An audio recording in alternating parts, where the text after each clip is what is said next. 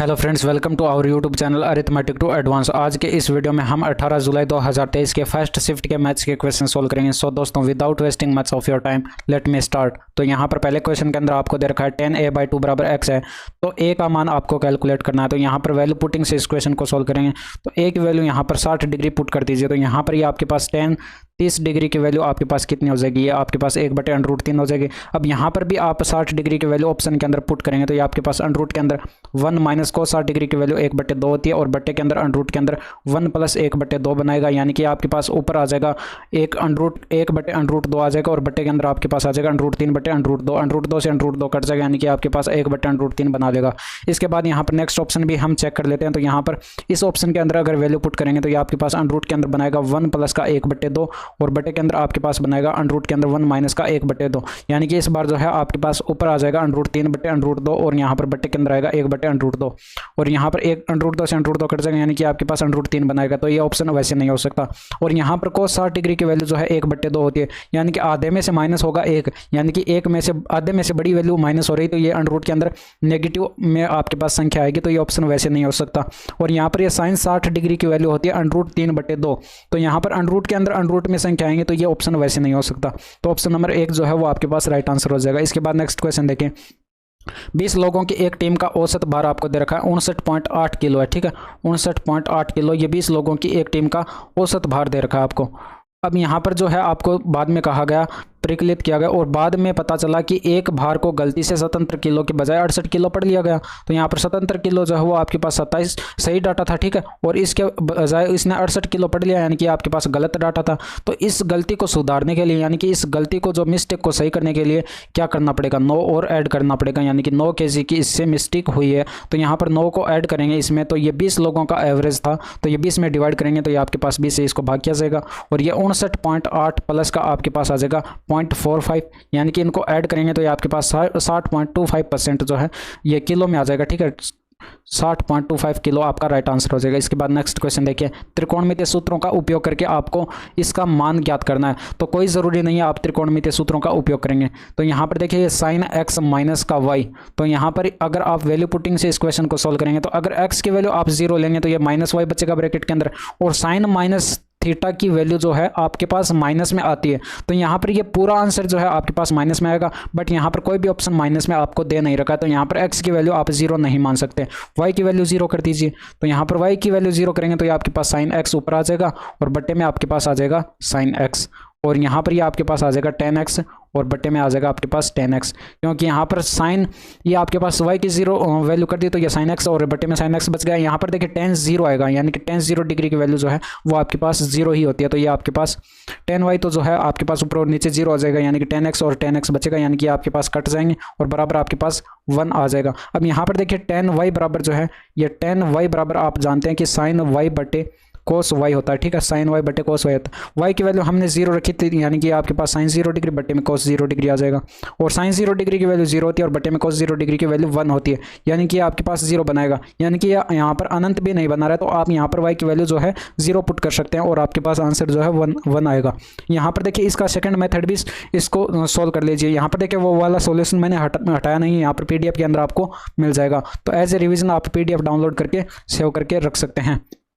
तो यहाँ पर आपके तीसरे क्वेश्चन के अंदर इसको सेकंड मेथड से अगर त्रिकोणमितीय सूत्रों का उपयोग करके इसको सोल्व करें, तो इस मेथड से मैं भी आपको इसको सोल्व करा देता हूँ। तो यहाँ पर ये आपके पास sin x माइनस वाई जो है इसको ऐसे ही लिखा रहने दिया, और बटे में sin x माइनस का या sin x प्लस का y इसको भी ऐसे ही लिखा रहने दिया। अब यहाँ पर इनको मैंने क्यों नहीं छेड़ा, क्योंकि यहाँ पर मुझे आगे फॉर्मूले बनते हुए दिखाई पड़ रहे हैं। अब ये आपको प्रैक्टिस के साथ आएगा, ठीक है, और यहाँ पर ये tan x की वैल्यू रखेंगे, यानी कि sin x बटे cos x होता है, और ये प्लस के अंदर sin y बटे cos y हो जाएगा, और यहाँ पर बटे के अंदर भी हम सेम फॉर्मूला यहाँ पर लगाएंगे। तो ये sin x बटे cos x आएगा, बट यहाँ पर माइनस का चिन्ह दे रखा है, और sin y बटे cos y दे रखा है, ठीक है, cos y आ जाएगा। अब यहाँ पर देखिए ऊपर और नीचे से आप यहाँ पर LCM लेंगे, ठीक है, तो ये sin x माइनस वाई इसको ऐसे ही पढ़ा रहने दीजिए, और यहाँ पर ये sin x प्लस वाई इसको ऐसे ही लिखा रहने दीजिए। यहाँ पर अगर आप ऊपर cos x और cos y LCM लेंगे तो ये बटे वाले cos x और cos y से कैंसिल आउट हो जाएंगे, और ऊपर जो बनेगा वो आपके पास आ जाएगा sin x इंटू में cos y, और ये प्लस के अंदर आपके पास आ जाएगा cos y इंटू में ये आपके पास sin y था, ठीक है, sin y इंटू में cos x इंटू में cos x, और बटे में आपके पास आ जाएगा ये आपके पास आ जाएगा साइन एक्स इंटू में कोस वाई, बट यहाँ पर माइनस का चिन्ह आएगा, और ये साइन वाई इंटू में कोस एक्स। अब यहाँ पर देखिए फॉर्मूला आप अगर जानते हैं तो ये वाला फॉर्मूला जो है साइन एक्स माइनस का साइन एक्स प्लस का वाई का फॉर्मूला बनता है, ठीक है। तो ये आपके पास ऊपर साइन एक्स माइनस का वाई है, और यहाँ पर बट्टे के अंदर आपके पास साइन एक्स प्लस का वाई है, और ये वाला जो है ऊपर फॉर्मूला बन जाएगा साइन एक्स प्लस वाई का, साइन एक्स प्लस वाई का, और नीचे वाला फॉर्मूला जो है ये वाला फॉर्मूला ये आपके पास बन जाएगा साइन एक्स माइनस वाई का। तो ये आपके पास आ जाएगा साइन एक्स माइनस वाई। अब यहाँ पर ये सारे टर्म्स जो है एक दूसरे से कट जाएंगे और ये बराबर एक आंसर आ जाएगा। इसके बाद नेक्स्ट क्वेश्चन देखें। 30 पुरुष एक काम को 12 दिन में पूरा कर सकते हैं। 6 दिन के बाद 24 और पुरुष उनके साथ जुड़ गए। शेष काम को पूरा करने में उन्हें अब कितने दिन लगेंगे? तो यहाँ पर देखिए 30 पुरुष थे, ठीक है, ये 12 दिन तक काम करते हैं और ये 12 दिन में काम पूरा कर सकते हैं, ठीक है, बट ये 6 दिन में काम पूरा करते हैं और उसके बाद 24 और पुरुष ऐड कर दिए जाते हैं। तो 6 दिन ये काम करते हैं, शेष काम कितना बचेगा? यानी कि 30 पुरुषों का 6 दिन का काम बचेगा, और यहाँ पर ये बराबर हो जाएगा। अब यहाँ पर देखिए 24 और ऐड कर दिए जाते हैं, तो ये आपके पास 30 प्लस का 24 यानी कि 54 आदमी अब हो जाएंगे, और ये मान लीजिए x दिन में काम को निपटा लेते हैं। तो इसको काट पीट के सोल्व करेंगे तो ये आपके पास ये 6 से कटेगा, ये 6 नम्मा 54, और ये 3 से कटेगा, फिर ये 3 एक कम 3, और ये 10 बार कट जाएगा, यानी कि आपके पास x की वैल्यू आ जाएगी 10/3, यानी कि 3 से ही 1/3 दिन जो है वो आपके पास राइट आंसर आ जाएगा। इसके बाद नेक्स्ट क्वेश्चन देखिए। 10 सेंटीमीटर और 5 सेंटीमीटर त्रिज्या के दो वृत्त एक दूसरे को एक बिंदु ए पर बाह्य रूप से स्पर्श करते हैं। पी क्यू क्रम से O1 और O2 केंद्र वाले उन दो वृत्तों की सीधी उभयनिष्ठ स्पर्श रेखा है। पी क्यू की लंबाई क्या होगी? तो यहाँ पर देखिए ये आपके पास दो वृत्त दे रखे हैं, जिसके अंदर इसका केंद्र जो है वो आपके पास O1 दे रखा है और इसका केंद्र O2 दे रखा है। इसकी लंबाई जो है इस उभयनिष्ठ स्पर्श रेखा ये हो जाएगी, यानी कि पी क्यू मान लीजिए इसको, ये आपके पास पी क्यू हो जाएगी, और यहाँ पर ये आपके पास इसकी त्रिज्या दे रखी है 10 सेंटीमीटर और इसकी त्रिज्या दे रखी है आपको 5 सेंटीमीटर। अब यहाँ पर ये दोनों वृत्त जो है बिंदु ए पर स्पर्श करते हैं, ठीक है, बिंदु ए पर एक दूसरे से स्पर्श करते हैं। आपको इस पी क्यू की लंबाई आपको कैलकुलेट करके बतानी है, तो इसका डायरेक्ट फॉर्मूला जो है वो मैं आपको बता देता हूँ। पी क्यू बराबर हो जाएगा ये 2 अंडर के अंदर R1 इंटू में R2। तो यहाँ पर ये आपके पास 2 इंटू में अंडर के अंदर आपके पास R1 आपको दे रखा है कितना 10, और गुणा में आपके पास आ जाएगा 5, यानी कि 10 गुणा 5 यानी कि दो अंडर 50 बना लेगा, और 2 अंडर 50 आपके पास हो जाएगा 10 अंडर, ये 5 बाहर आ जाएगा, यानी कि 10 अंडर 2, यानी कि 10 अंडर 2 जो है वो आपके पास आ जाएगा 10 अंडर 2 सेंटीमीटर। ये 50 को 25 गुणे 2 लिख लीजिए, ठीक है, इसको सोल्व करेंगे तो ये 10 अंडर 2 सेंटीमीटर आपके पास आ जाएगा। ये तो था इसका शॉर्ट ट्रिक से, ठीक है। अब यहाँ पर इसका बेसिक मेथड जो है मैंने एक पीछे वीडियो कराई थी, उस वीडियो के अंदर कराया था। अगर आप यहाँ पर कंटिन्यूसली सारे वीडियोस देखते आ रहे हैं तो आपको वो मेथड पता होगा। इसके बाद यहाँ पर क्वेश्चन नंबर 6 देखिए। एक पुलिसकर्मी को 400 मीटर की दूरी पर एक चोर दिखा, ठीक है।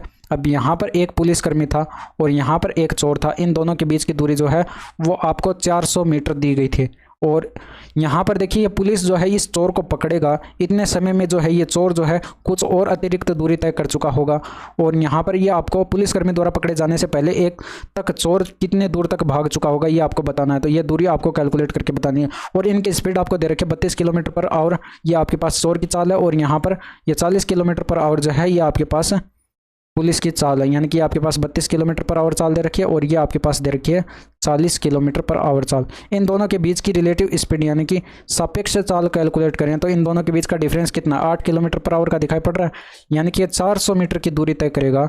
400 मीटर की दूरी कवर करने में इसको कितना समय लगेगा, वो डिवाइड करेंगे ये 8 से, बट ये 8 जो है किलोमीटर पर आवर में है, इसको मीटर पर सेकंड में कन्वर्ट करना पड़ेगा, क्योंकि डिस्टेंस जो है वो आपको मीटर में दे रखी है। तो इसको 5/18 से गुणा कर लेंगे तो ये 8 से कटेगा, 5 8 40 यानी कि 50 बार कट जाएगा, ये 5 से कटेगा 10 बार, अब ये 18 ऊपर चला जाएगा, यानी कि 180 सेकंड जो है यहाँ पर समय आ जाएगा, यानी कि 180 सेकंड में जो है वो चोर को पकड़ लेगा। बट ये 180 सेकंड में यहाँ तक जो है कुछ और अतिरिक्त दूरी जो है वो तय कर चुका होगा। तो ये आपके पास कितनी आ जाएगी, चोर द्वारा तय अतिरिक्त दूरी, चोर द्वारा तय अतिरिक्त दूरी, ठीक है, ये अतिरिक्त दूरी आपके पास आ जाएगी, अतिरिक्त दूरी बराबर आपके पास कितनी हो जाएगी, 32 किलोमीटर पर आवर दे रखी है, इसको भी मीटर पर सेकंड में कन्वर्ट करेंगे तो 5/18 से इसको गुणा, और 180 सेकंड आपके पास टाइम था तो ये 18 से काटेंगे, ये 10 बार कट जाएगा, 32 पंजे आपके पास होता है 160, और आगे एक जीरो लगा देंगे, 1600 मीटर की जो है इनके चौर द्वारा तय अतिरिक्त दूरी आपके पास आ जाएगी। निम्नलिखित में से कौन सी संख्या आपको यहाँ बताना पूर्णतः विभाजित करेगी, तो यहाँ पर आप 4 की पावर 12 जो है वो आप कॉमन लेंगे तो ब्रैकेट में बच जाएगा 1 प्लस के अंदर 4 बच जाएगा, यहाँ पर 4 का स्क्वायर बच जाएगा, ये यहाँ पर 4 का क्यूब बच जाएगा।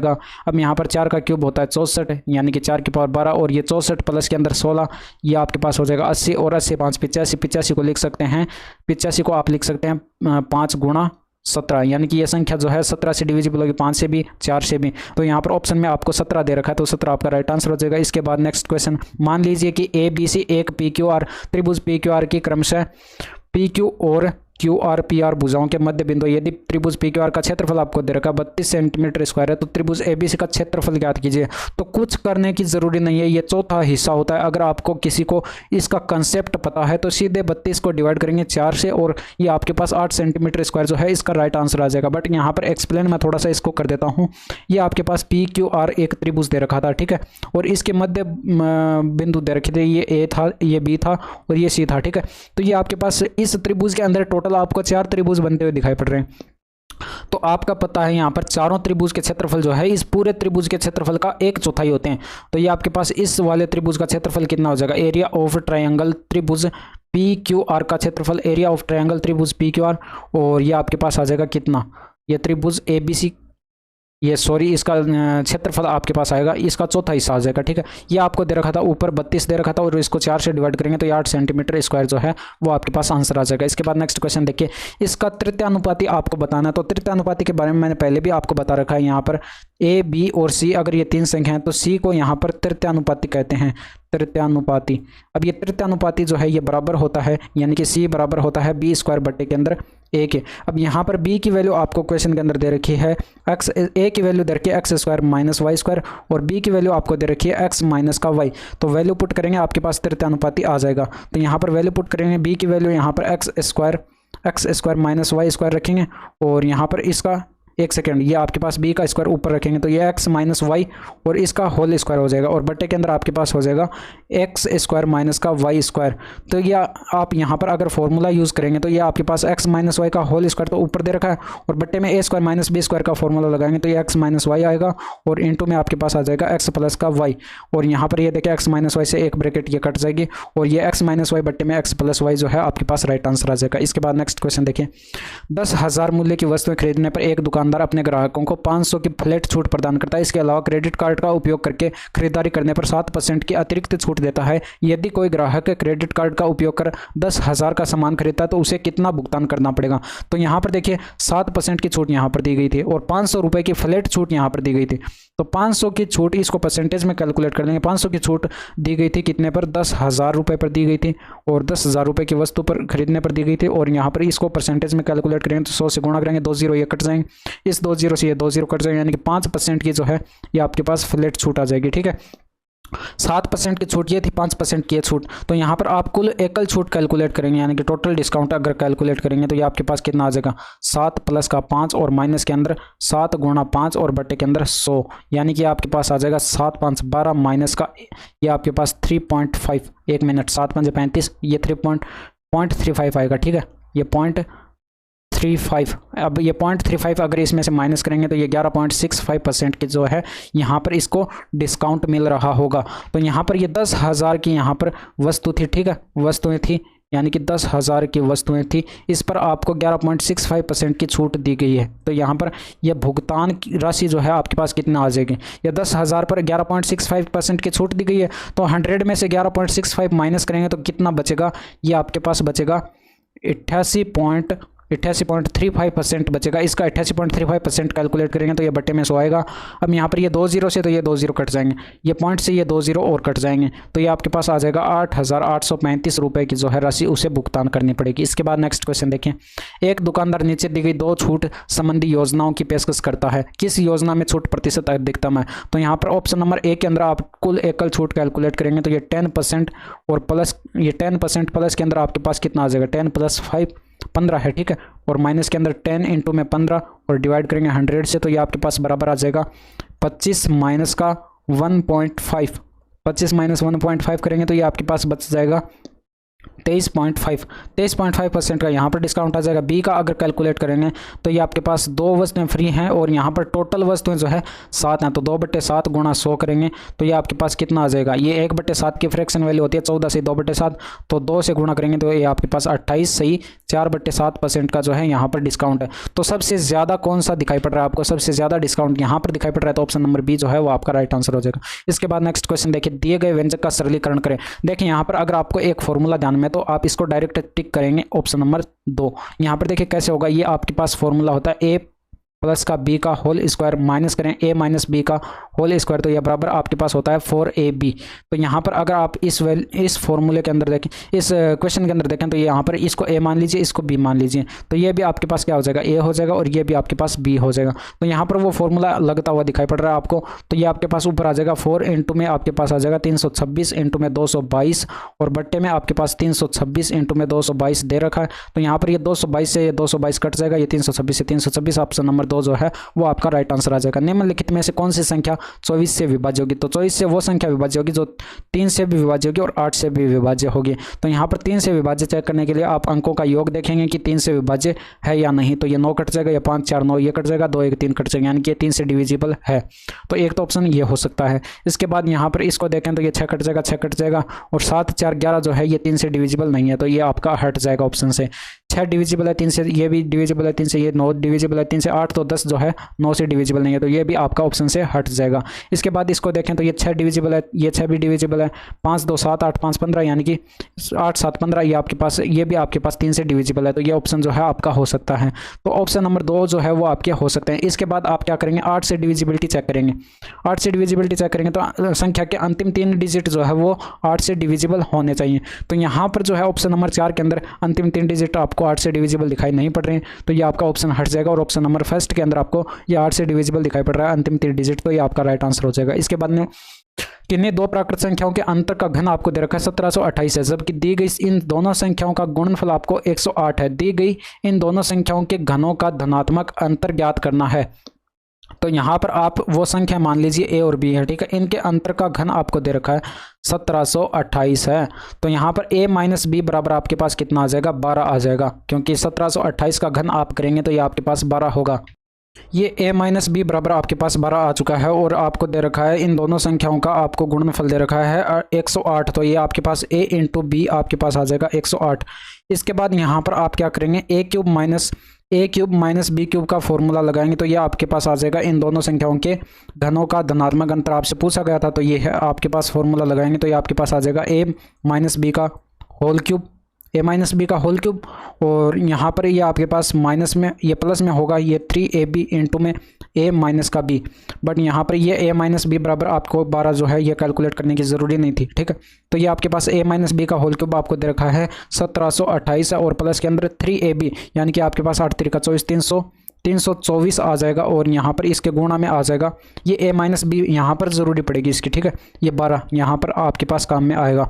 12 से इसको गुणा कराएंगे तो ये आपके पास 1728 प्लस के अंदर आएगा 12 4 48, 12 4 48 का 8 आ जाएगा, हासिल आएगी आपके पास 4, और 12 दूनी 24 और 4 28 का 8 आ जाएगा, हासिल आएगी आपके पास 2 और 12 3 36 2 38, यानी कि 3888 आपके पास ये आ जाएगा। ये आपके पास कितना आ जाएगा, 8 8 16 आ जाएगा, हासिल आएगी 1, और 8 2 10 1 11 का 1 हासिल 1, 8 7 15 1 16 का 6 हासिल 1 4 1 5, यानी कि 5616 आपके पास राइट आंसर आ जाएगा। इसके बाद नेक्स्ट क्वेश्चन यहाँ पर दे रखा है, दी गई दो प्राकृतिक संख्याओं के अंतर का घन दे रखा है, ठीक है, अंतर का घन यानी कि a minus b, same as it is वही क्वेश्चन आपको दे रखा है, बट यहाँ पर लास्ट में जो है जबकि दी गई इन दोनों संख्याओं का गुणनफल 108 है, दी गई इन दोनों संख्याओं के घनों का योग आपसे पूछ लिया गया है। तो यहाँ पर a माइनस बी का क्यूब आपको दे रखा है 1728 है, और यहाँ पर a माइनस बी अगर आप यहाँ पर कैलकुलेट करेंगे तो ये आपके पास 12 आ जाएगा। ए बी बराबर आपको दे रखा है 108 दे रखा है। आप क्या करेंगे, यहाँ पर a प्लस बी कैलकुलेट कर लेंगे। a प्लस बी कैसे कैलकुलेट करेंगे, अंडर रूट के अंदर आपके पास हो जाएगा a माइनस बी का होल स्क्वायर प्लस के अंदर 4ab, यानी कि ये आपके पास फॉर्मूला होता है। तो यहाँ पर a माइनस बी की वैल्यू पुट करेंगे, यानी कि 12 का स्क्वायर आपके पास 144 हो जाएगा, और प्लस के अंदर ये 4 गुणे ए बी, यानी कि ए बी 108 है, तो ये आपके पास 8 चौके 32 यानी कि 432 ये आ जाएगा। ऐड करेंगे तो ये आपके पास अंडर रूट के अंदर आएगा छिहत्तर 500 छिहत्तर आएगा और 500 छिहत्तर का वर्गमूल जो है वो आपके पास 24 होता है, यानी कि a प्लस बी की वैल्यू जो है वो आपके पास 24 आ चुकी है।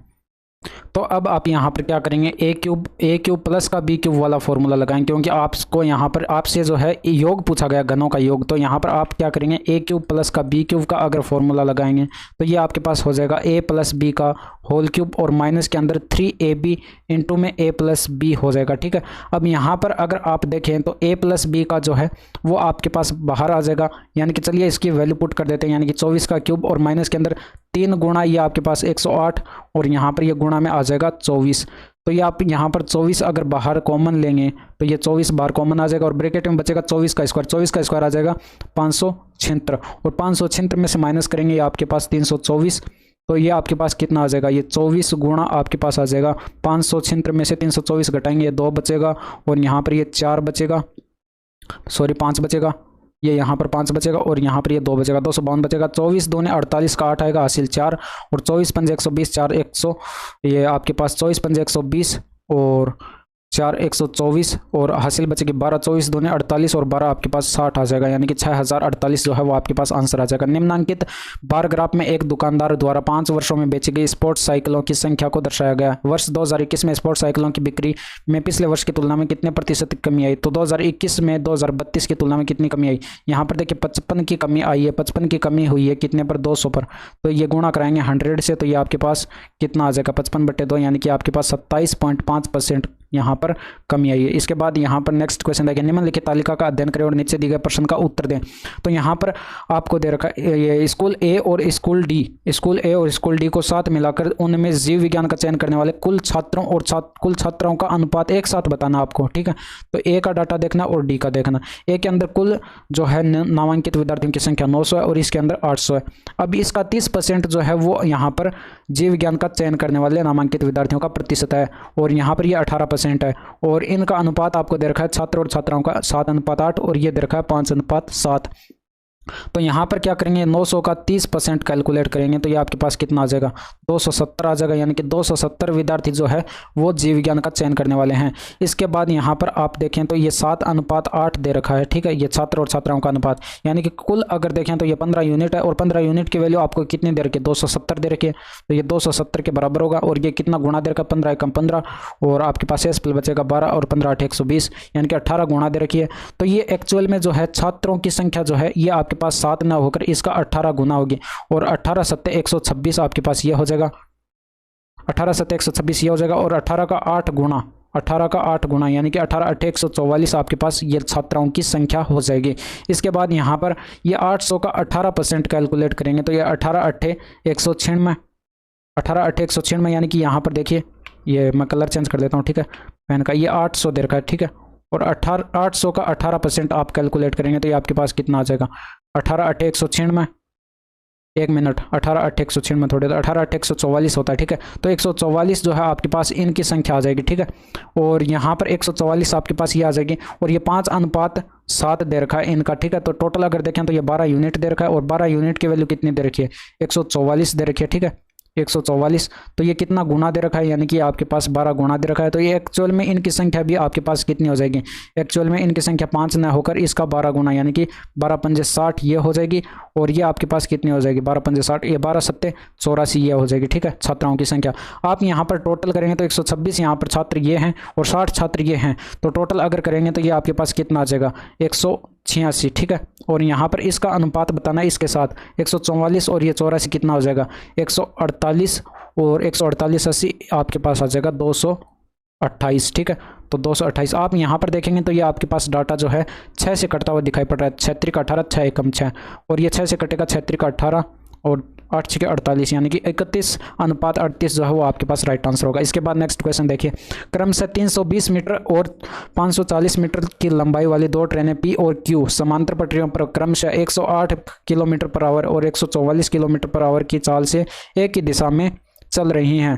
ट्रेनें एक दूसरे को पूरी तरह से पार करने में कितना समय लेंगी? तो यहाँ पर आप रिलेटिव स्पीड कैलकुलेट करेंगे इन दोनों ट्रेनों की, यानी कि 144 किलोमीटर पर आवर में से घटाएंगे 108, तो ये आपके पास कितना आ जाएगा, ये आपके पास आ जाएगा यहाँ पर 6 ये बचेगा, ठीक है। और ये 36 किलोमीटर पर आवर जो है आपके पास इनके बीच की रिलेटिव स्पीड आ जाएगी। अब यहाँ पर आप क्या करेंगे, इन दोनों दूरियों को ऐड करेंगे, यानी कि 540 और 320 कितना हो जाएगा, ये 860 हो जाएगा। यानी कि 860 को डिवाइड करेंगे, आप 860 को डिवाइड करेंगे 36 किलोमीटर पर आवर से। बट ये दूरी जो है आपके पास मीटर में दे रखी थी, तो इसको किलोमीटर पर आवर को मीटर पर सेकंड में कन्वर्ट करने के लिए 5/18 से इसको गुणा कराएंगे। ये 18 दूनी 36, यानी कि 2 बार कट जाएगा, 2 से ये कटेगा 860, 430 आ जाएगा। यानी कि 430 में 5 का अगर भाग देंगे तो ये आपके पास आ जाएगा 5/40 और 5/31, यानी कि 86 सेकंड का जो है समय यहाँ पर आपके पास आ जाएगा। 86 सेकंड में वो उस ट्रेन को पार कर जाएगी। तो यहाँ पर नेक्स्ट क्वेश्चन देखिए, 10 पुरुष किसी कार्य को 25 दिन में पूरा कर सकते हैं। 12 दिन तक कार्य करने के बाद 3 और पुरुषों को इस कार्य को पूरा करने के लिए लगाया जाता है, ठीक है। शेष कार्य कितने दिन में पूरा होगा ये आपको बताना है। तो 10 पुरुष हैं और 25 दिन में कार्य पूरा कर सकते हैं। 12 दिन तक कार्य करने के बाद, यानी कि 25 में से 12 दिन तक काम कर चुके हैं, टोटल काम कितना बचा है, 10 पुरुषों का 13 दिन का काम बचा है, यानी कि ये इतना शेष कार्य बचा है। अब यहाँ पर 3 और पुरुषों को इसमें लगा दिया जाता है, यानी कि टोटल अब कितने हो जाएंगे, ये 10 प्लस का 3, यानी कि टोटल पुरुषों की संख्या कितनी हो जाएगी, 13।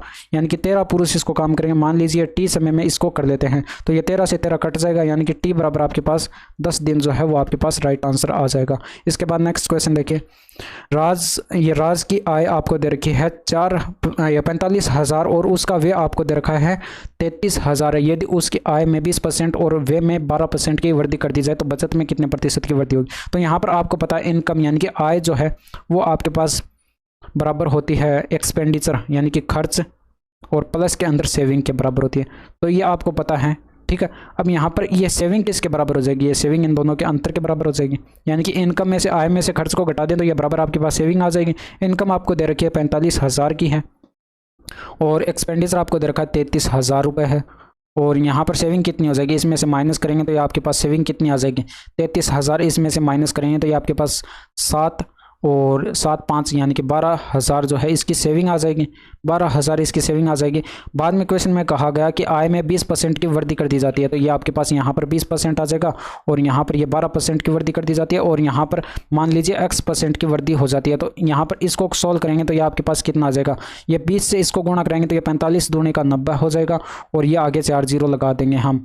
इसके बाद यहाँ पर 12 को इससे 33 से गुणा करेंगे, 12 3 36 का 6 हासिल, 3 बार 3 36 और 3 39 और इसके आगे हम 3 0 लगा देंगे और ये आपके पास आ जाएगा 12,000x।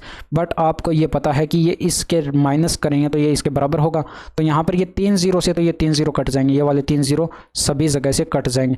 अब यहाँ पर देखिए इनका डिफरेंस कैलकुलेट करेंगे तो ये यहाँ पर आपके पास बचेगा 504, इधर बचेगा 504 और इधर बचेगा 12x, यानी कि x की वैल्यू आपके पास कितनी आ जाएगी, 12 4 48 और 12 दूनी 24, यानी कि 42% जो है वो आपके पास यहाँ पर x में यानी कि सेविंग में वृद्धि होगी। इसके बाद नेक्स्ट क्वेश्चन देखिए, यदि 5 वर्ष का साधारण ब्याज मूलधन के 25% के बराबर है, यानी कि 5 वर्ष का t बराबर 5 वर्ष का दे रखा है, ठीक है। 5 वर्ष का साधारण ब्याज यानी कि SI जो है 5 वर्ष का वो बराबर दे रखा है मूलधन का 25% की फ्रैक्शन वैल्यू 1/4 होती है, यानी कि मूलधन अगर P था तो इसका चौथा हिस्सा होगा, ठीक है। तो कितने वर्षों बाद जो है ब्याज मूलधन के बराबर हो जाएगा। तो यहाँ पर आपको SI यानी कि सिंपल इंटरेस्ट का फॉर्मूला पता होगा, ये आपके पास बराबर होता है PRT डिवाइडेड बाय 100। तो यहाँ पर ये प्रिंसिपल आपके पास P था, ठीक है, और इनटू में रेट ऑफ इंटरेस्ट आपको कैलकुलेट करने है, समय आपको 5 दे रखा है और डिवाइड करेंगे 100 से, तो ये बराबर हो जाएगा P/4 के। तो यहाँ पर ये P से तो P कट जाएगा और ये 5 से कटेगा ये 100 कितनी बार 20 बार और ये 4 से कटेगा 20 5 बार, यानी कि R/5 5 इधर चला जाएगा, R बराबर 5% आपके पास रेट ऑफ इंटरेस्ट आ जाएगी। बाद में क्वेश्चन में बोला गया कि तो कितने वर्षों बाद SI जो है मूलधन के बराबर हो जाएगा। तो आप मान लीजिए यहाँ पर ये जो है SI जो है वो कितने वर्षों में बराबर हो जाएगा मूलधन के। तो यहाँ पर SI मान लीजिए आपके पास PRT डिवाइडेड बाय 100 फॉर्मूला होता है, PR इंटू में T डिवाइडेड बाय 100। ये रेट ऑफ इंटरेस्ट हमने 5% कैलकुलेट कर ली थी और डिवाइड करेंगे 100, ये T हमने समय मान लिया, ठीक है। इतने समय में ये जो है मूलधन के बराबर हो जाएगा। तो ये P से तो P ये कट जाएगा, ठीक है, 5 से ये कटेगा 20 बार, 20 इधर चला जाएगा, यानी कि T बराबर 20 वर्ष जो है वो आपके पास राइट आंसर आ जाएगा। इसके बाद नेक्स्ट क्वेश्चन देखिए, A एक काम को 20 दिन में पूरा कर सकता है, B उसी काम को 15 दिन में पूरा कर सकता है। B ने 9 दिनों तक काम किया और फिर काम छोड़ दिया, बचे हुए काम को पूरा करने में A को अकेले कितने दिन समय लगेगा। तो यहाँ पर A जो है वो 20 दिन में काम पूरा कर सकता है, B उसी काम को 15 दिन में पूरा पूरा कर सकता है। दोनों का एलसीएम लेंगे तो ये आपके पास 60 आ जाएगा। इनकी क्षमताएं आपके पास आ जाएगी ये 3 यूनिट और इसके आपके पास 4 यूनिट। अब क्वेश्चन में बोला गया बी जो है वो 9 दिन तक काम करके काम को छोड़ देता है, यानी कि बी जो है वो 9 दिन तक काम करेगा और उसके बाद एग्जिट कर जाएगा। इसके बाद यहाँ पर ए आएगा और ए जो है वो शेष काम को मान लीजिए 30 समय में कंप्लीट कर लेता है, ये बराबर हो जाएगा 60 के। तो यहाँ पर इसको सॉल्व करेंगे, इनकी क्षमताएं रख देंगे तो ये आपके पास ये बी की क्षमता 4 थी तो 9 गुणे 4 यानी कि 9 चौके 36 हो जाएगा।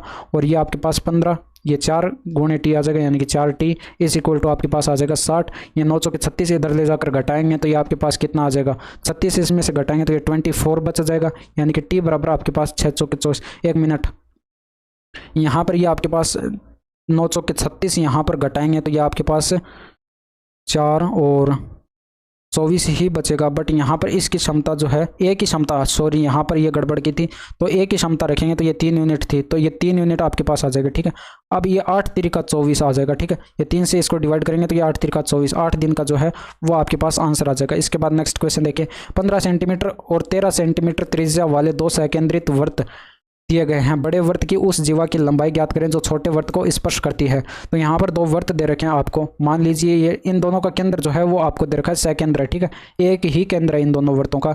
तो यहाँ पर बड़े वृत्त की उस जीवा की लंबाई ज्ञात करनी है आपको जो छोटे वृत्त को क्या करती है, स्पर्श करती है। तो ये छोटे वृत्त को स्पर्श कराते हुए हमने क्या खींची, एक जीवा खींच ली। ठीक है, इसको ऐसे इस तरह से स्पर्श कराते हुए एक जीवा खींच ली।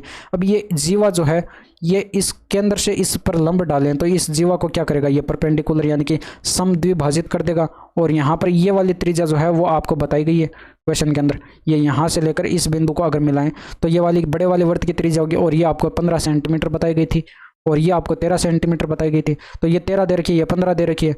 तो यहाँ पर ये आप कैलकुलेट कर सकते हैं, यानी कि 15 का स्क्वायर माइनस करेंगे 13 का स्क्वायर तो ये आपके पास कितनी आ जाएगी, अंडर रूट के अंदर 15 का स्क्वायर 225 माइनस के अंदर 13 का स्क्वायर 169। इनका डिफरेंस कैलकुलेट करेंगे तो ये आपके पास कितना आ जाएगा 1 और यहाँ पर 30, ये 31 और 36 और 20 आपके पास आ जाएगा 56। अंडर रूट के अंदर ये 56 इनके बीच का डिफरेंस आ जाएगा।